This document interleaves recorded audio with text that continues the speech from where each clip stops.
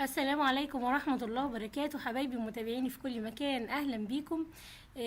إن شاء الله النهاردة جايبه لكم وصفة حلوة قوي ومضمونة وطبيعية لحاجة معظمنا يعني بيشتكي منها، وهي التهابات الجيوب الأنفية، خصوصا في تغيير الجو اللي احنا فيه والسخونية والأتربة اللي بنشمها لما بيكون حد عنده حساسية.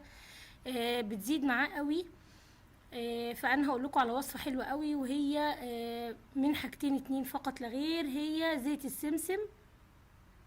طبعا زيت السمسم ده ممكن نجيبه من عند اي عطار، يعني في متناول الجميع موجود. ومعانا زيت حبة البركة، وطبعا احنا عارفين حبة البركة وزيوتها وفايدتها عن الرسول عليه الصلاة والسلام. انتي بتاخدي بس يعني كميات متساوية من زيت السمسم وزيت حبة البركة.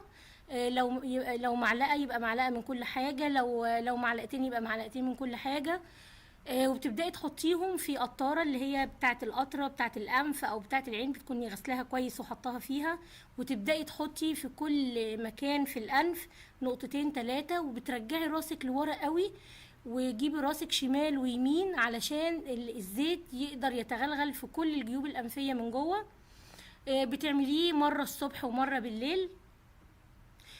رائع جدا جدا جدا، والمداومة عليه مش هتخلي عندك اي نوع من التهاب الجيوب الانفية، وكمان لو في شخير اثناء النوم دي بتبقى مفيدة جدا.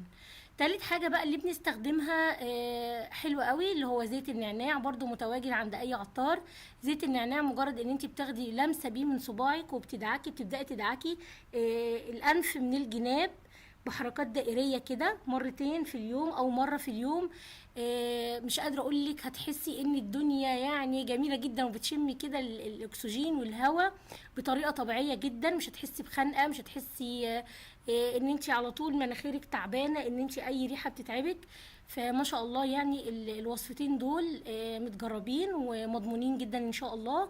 واتمنى يكون الفيديو عجبكم، واتمنى ان انتوا تداوموا على الحاجات الطبيعيه، لان هي بتجيب نتيجه احسن من الكيماويات. السلام عليكم ورحمه